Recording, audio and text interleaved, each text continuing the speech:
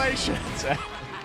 They love you. All right. Well, Ed, first of all, thank you for that incredible world premiere. We got to see all the gameplay of MK1, and everyone just wants to know more about this because, first of all, this is it's MK1, right? It went from 11 to 1. So tell us about this. Is it a new timeline? Yeah. I don't know how many people have seen the ending of Mortal Kombat 11. Liu Kang basically was kind of graduated into, like, you know, a fire god, right? And he created a brand new universe. And this universe, this is why we're calling it Mortal Kombat 1, is because this is the beginning of a new timeline. A number of these characters you've seen before, but they're told in a completely different story. And so Sub-Zero and Scorpion are brothers now, and there's all these things that were rivalries before are now allies, and so mixing the whole thing up. So we're just kind of rebooting, and that's what the 1 is for. Well, it looks incredible. Everything we saw there was, you know, in-game gameplay. The cinematics look incredible. I know the team has been working for 4 years on this, but the thing we got to talk about are these cameos, because we saw some pretty amazing stuff there. Now, so tell us, how does that work? You obviously have your sort of your main, you know, character that you'll pick, and then I know you also have a separate kind of cameo menu, so you pick sort of a pair when you start the game? Yeah, normally in a fighting game, you'll see a roster, basically, you know, where you select your character. After you do that, there's a second roster of characters, which are a whole new, completely different fighters that are the cameo fighters. And these fighters actually, they will join the fight, but they... A lot of blank squares there. Yeah, so it's kind of like, imagine yourself with Sub-Zero, but you have some of Jack's moves, and you can call him out. You can do it multiple times, as you saw in the gameplay, you know. So you can you can basically combine these two characters. All the characters can be combined with all the cameo fighters, and that's where you see...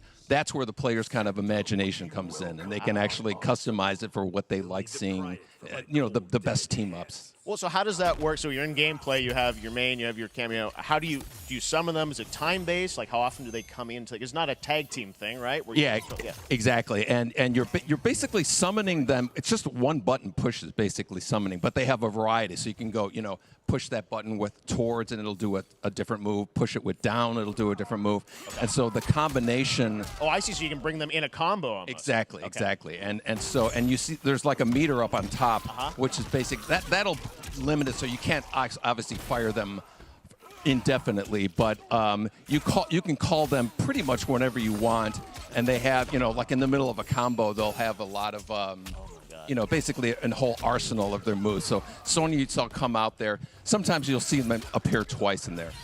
Amazing. So time-based, they come out, and then obviously as you go through, you revealed some of them there, but is it a different set of characters that'll be in the cameos? Are there some repeats from the main roster? How will that work? Yeah. Some of the characters are going to be available as cameos as well as the main roster fighters. You can play Sub-Zero with Sub-Zero, right? Same thing with Scorpion. But a lot of our cameo fighters are kind of like nods back to our first game. So you'll notice Sonya and Kano and Jax are in their kind of older costumes. And so there's a lot of that novelty. We have a lot of like really surprise ones. I think you guys saw Goro. Yes, Goro popped in there. Yeah. Exactly. So there's a lot of like kind of really digging into the old Mortal Kombat games as far as getting, you know, we really love the novelty of it. We really want the cameo characters to feel, you know, kind of nod to the old games. Well, speaking of nodding to the old games, let's talk. You confirmed, I think, or at least known, that Jean-Claude Van Damme is actually going to be in this game as Johnny Cage, right? Is that true? Yes. That was, people don't know the story. I mean, Bloodsport was such an inspiration for Mortal Kombat, so he finally is now part of it? It's a huge first full circle moment. You know, the first Mortal Kombat game, we originally wanted to be Van Damme, the video game, and that never really worked out. So I can't tell you how many times over the last 30 years we've tried to get him. You know, we were this close, like 4 or 5 times. And so finally we got him, and he's doing the voices, too. Wow. So you're going to hear Jean-Claude, his voice doing Johnny Cage lines and stuff like that. We're really excited about it. Wow. Well, I know the team has been working so hard in Chicago to build this through COVID, and it's coming out in September, so we don't have to wait long, right? That's right. This has been a very difficult secret to keep over the last 4 years. And so, but we could not be more excited in terms of getting players' hands on it. And, you know, throughout the summer, we're going to be showing a lot more content, a lot more characters, a lot more cameo characters, you know, so there's a lot of reveals that are coming up. Amazing. Well, Ed, thank you so much for giving us the first look at MK1. As you said, this weekend people will be playing it, press and media, so we'll be seeing lots more coverage, lots more characters to reveal on the main roster and cameos. Ed Boon, thank you so much. First look at Mortal Kombat. Awesome. Thanks so much. Amazing. So excited about that one. All right.